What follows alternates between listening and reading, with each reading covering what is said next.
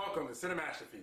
I'm Don Perignon, and it's October, which means Halloween is upon us, and traditionally, I spend the entire month reviewing horror films. Normally, I'd make up a segment for this, but I was too lazy this year. Anywho, this year I thought we'd look at some horror films inspired by one of the masters of horror, Stephen King. Released in 1984 by New World Pictures, Children of the Corn, based on the short story by Stephen King, was a box office success, bringing in over $14 million domestically against an $800,000 budget. The story goes that a group of children living in the small town of Gatlin, Nebraska, formed a cult and killed all the adults in the town. Everything was going smoothly until a pair of strangers ride in and destroy their Never Never Land. At least that's how I like to remember it, since, once again, I was too lazy to watch it. And Hollywood being what it is, it's only natural that they milk the success of the film for all it's worth with not just 1 or 2, but 6 sequels and a remake. You heard me. 6. The first of them released 8 years later. Yeah, way to take your time jumping on that money train, guys. I felt it only fitting that we review these sequels, since the most common thing associated with Halloween is children and candy corn. Even though there isn't a single grain of corn in candy corn. Much like there isn't a single grain of Stephen King's influence in these sequels. Oh, bats! Oh! Oh!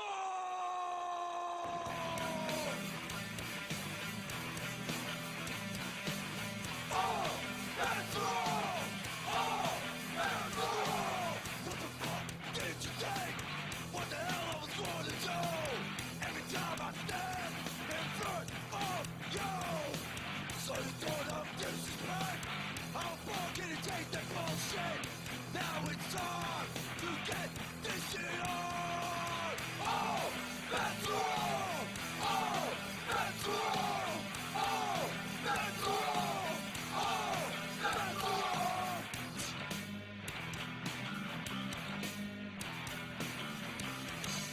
Oh, bats. Oh, oh.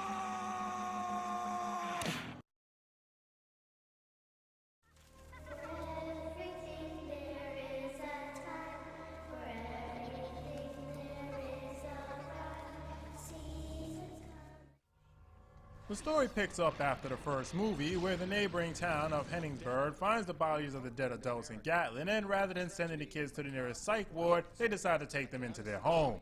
Nice going, guys. I'm sure there's a pound nearby where you can adopt some rabid dogs, too. Less than 3 minutes in and already a Cujo reference. Winning. Is that still a thing? Do people still say that or no? Being one of the largest mass cult murders in the nation and all, the place is swarming with reporters asking questions. We've only accounted for about half the town. These kids did.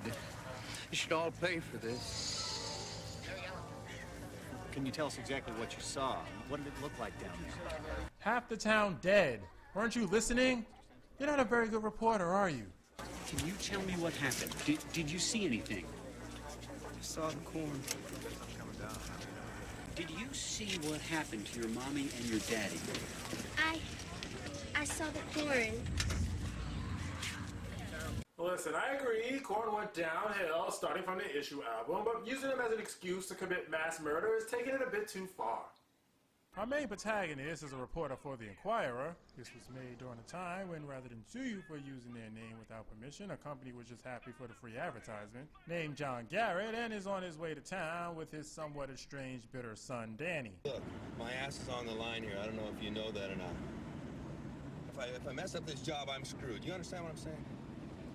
What, do you want me to apologize again? Is that it? I'm sorry, John. I missed my flight. Start by calling me Dad. Yeah, right. Why would I want to do that? Sounds like somebody won't be getting any Dad of the Year awards anytime soon.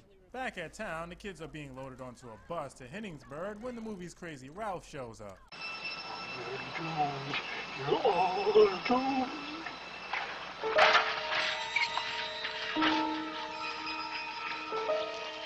Come on, Miss Burke.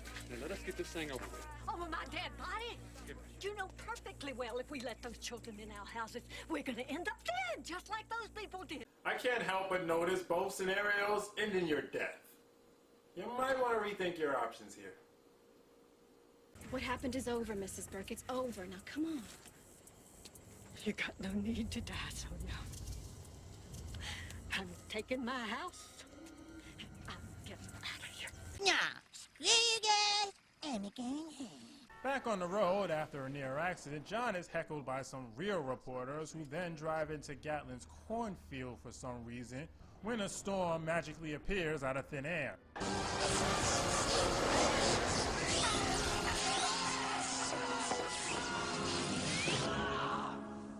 Now, young Skywalker, you will die.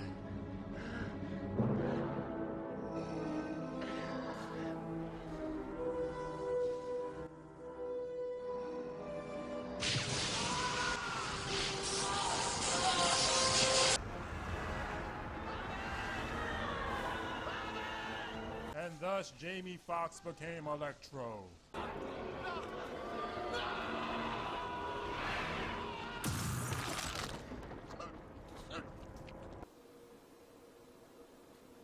All right. I think you got the point. Having gotten to Gatlin late, John and his son run into a woman named Angela who rents them a room in her hotel in Hindenburg. While at dinner, John and Danny get into another fight. You listen to me now. Your mother and me, we just couldn't make it work. We had our own agendas. And that didn't include me? No, it didn't. As a matter of fact, it didn't. Now, I'm not going to bullshit you about this. I was 17 years old, and I made a mistake. Whoa. What a dick. So he's a shitty reporter, a shitty husband, and a shitty father. All he needs is to be a shitty lover and I'll have his losers list checked off. This leads to Danny heading for the bus stop to catch the nearest bus out of town. Man lives in the sunlit world of what he believes to be reality. But there is, unseen by most, an underworld, a place that is just as real, but not as brightly lit. A dark side. While waiting for the bus, he runs into a girl named Lucy, and his adolescent raging hormones convinces him to stay. That and having to wait a few days for the bus. That night, Micah, the kid Angela took in, is out in the cornfield when he's hit by a bad acid attack. Ah, somebody help me! I'm being attacked by terrible special effects that even Tron would laugh at! This leads to Micah being possessed and him gathering up the children to take over Hindenburg. The next day, John goes to visit Crazy Ralph, and holy shit! She really is moving our house! Why do I get the feeling she's never thrown anything away in her life? Ever. Anyway, while Crazy Ralph is telling John about some drawings the kids made in Gatlin while she was a teacher there, the kids are standing in front of her house staring at a shit-stained cross on her wall. Then it is our sign?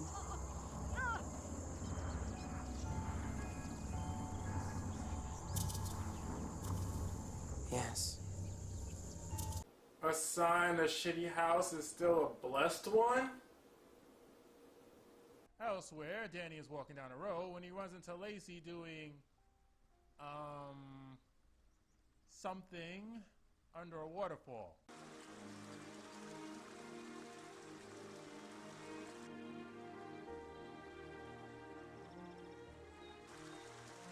You just gonna stand there? Well, I was until you said something. Thanks for ruining my perv moment.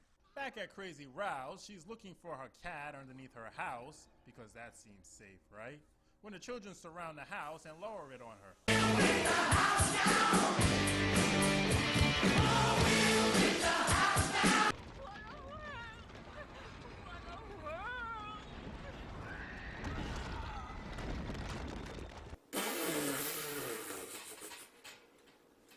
Did she really just pull a Wizard of Oz?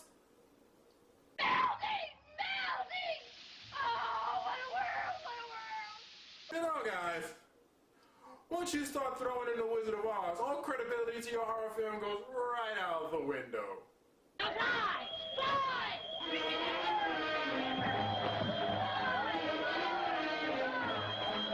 Over to the waterfall thingy, Danny and Lacey are having a Saved by the Bell moment.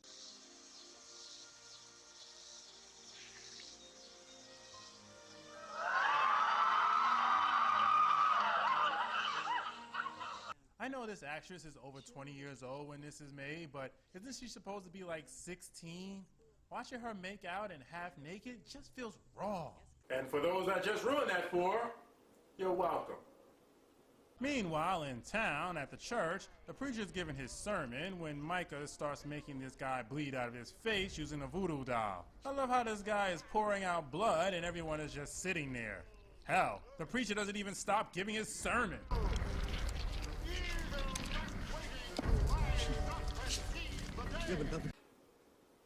Maybe they thought he caught the Holy Spirit.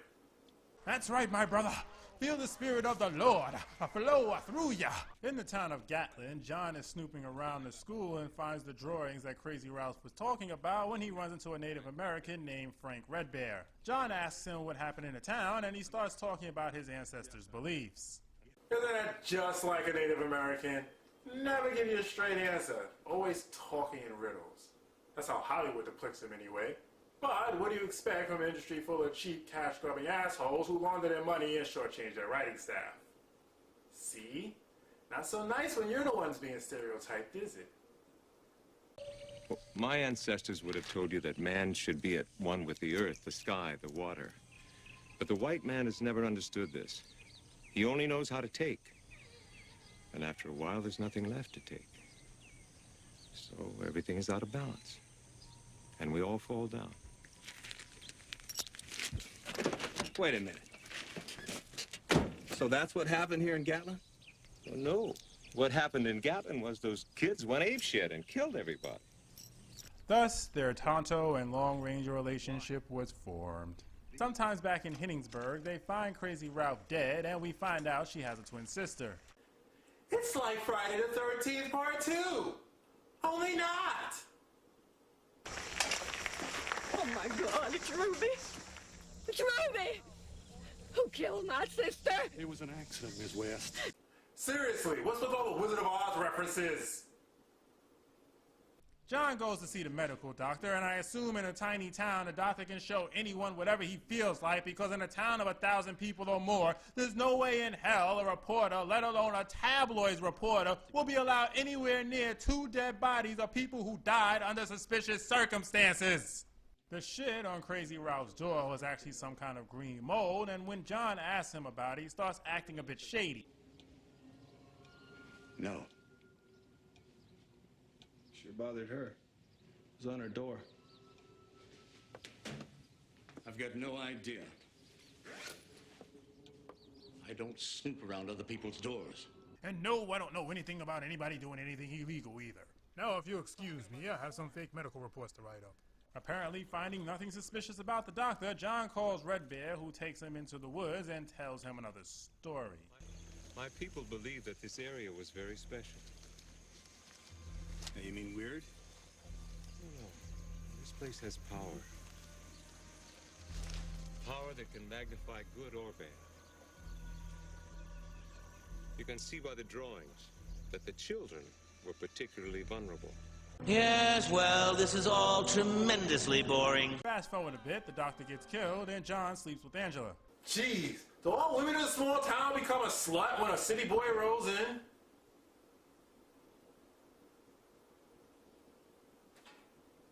I'm gonna go find out.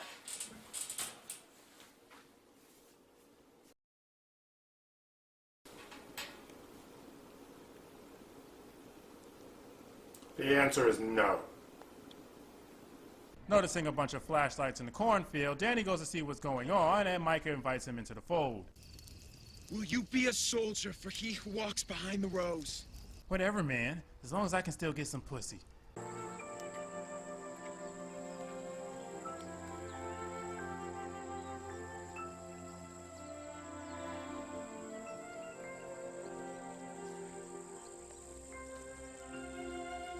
Ew. It's always making me feel dirty. And not in a good way. Something's back there. I'll get it. I'll get it.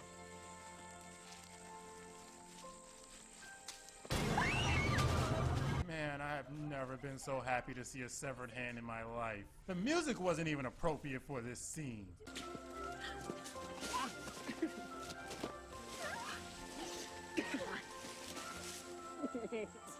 Sounds like something you'd hear in a Disney movie. John and Red Bear investigate the town's harvest barn, where they find old corn covered in aflatoxin, a mold so toxic it causes all sorts of problems, including hallucinations, especially in children. I have no idea if that's a real thing or not, and this movie wasn't worth the time or effort to research it. I mean, if it's so toxic, why are they hanging on to it? To blend with this year's crop. What, to hide it? To sell it. They go to tell the sheriff, only to find out that he was in on it the whole time. What a twist! Elsewhere, Mrs. West is killed when the kids use a remote control to take over her wheelchair. Again, no one bothered to help this old lady get out of her runaway wheelchair? You can see people standing on the corner and yet they just watch. Come on, don't just ninja kick the damn rabbit. Do something! Thank you. Thank you, Lord.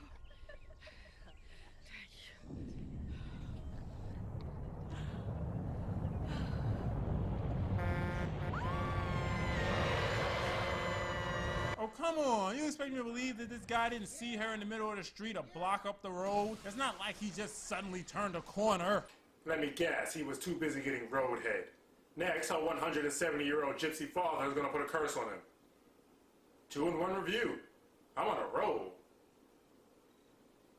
Back in the cornfield, the sheriff ties the two to a stake and turns on the corn harvester to make it look like their death was just another strange phenomenon in the town while he goes to a town meeting about the children. All right, try to get this out of the ground. 1, 2, 3. The drill, you sucker! I'm gonna drive you up!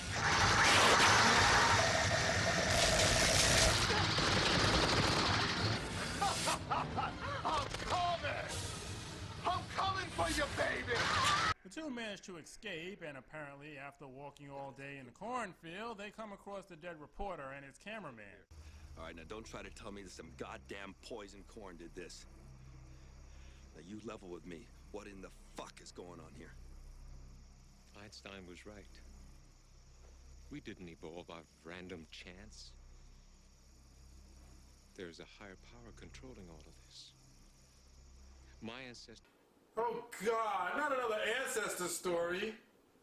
I'm pretty sure if John had a gun right now, he'd shoot you in the face. My ancestors believed in a spirit of the earth.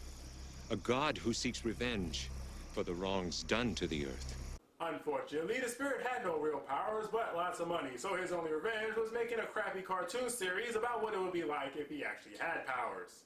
I am Captain Planet! God damn! Back in town, the children set the church on fire where the adults are having their meeting. You know, you could just jump through the fire. Sure, you may get a little burn here and there, but at least you'll live. There is logic in what he says. With all the adults dead, they try to get Danny to prove himself by having him kill Lacey and Angela as a sacrifice to the corn spirit. Just when it seems like there's no way out of this, his father and Red Bear come to the rescue. The party's over! Native American power, motherfucker.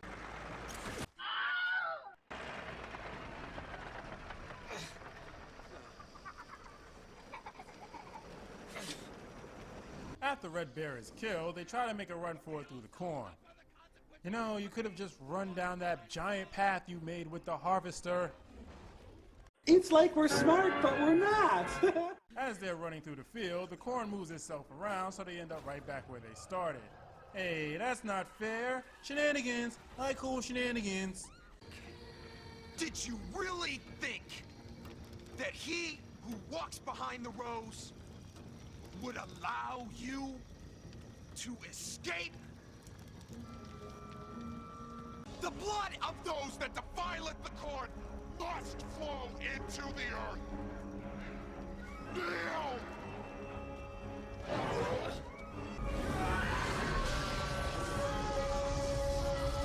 Red Bear comes back to life so he can turn on the harvester and die again.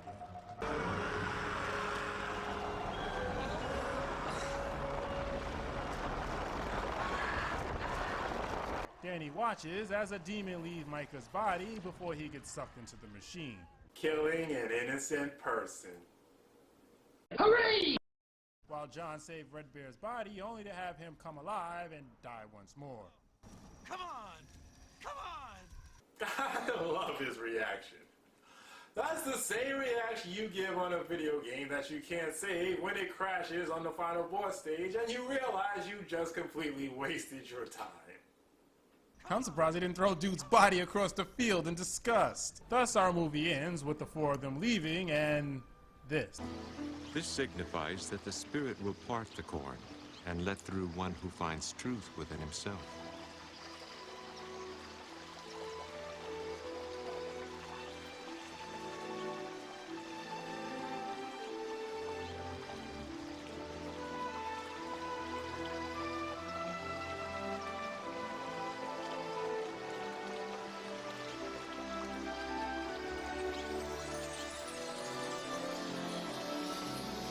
So, was he a spirit the whole time, or just turned into one after he got shot with the arrow?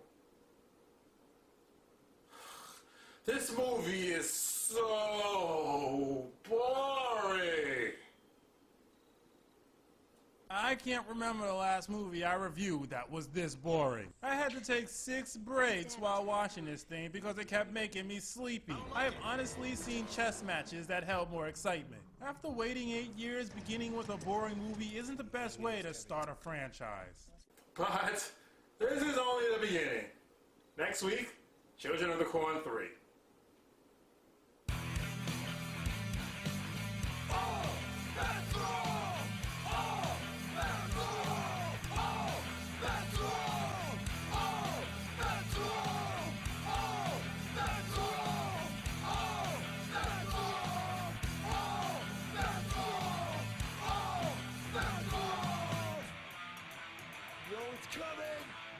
It's coming! Here's one! Right to the face!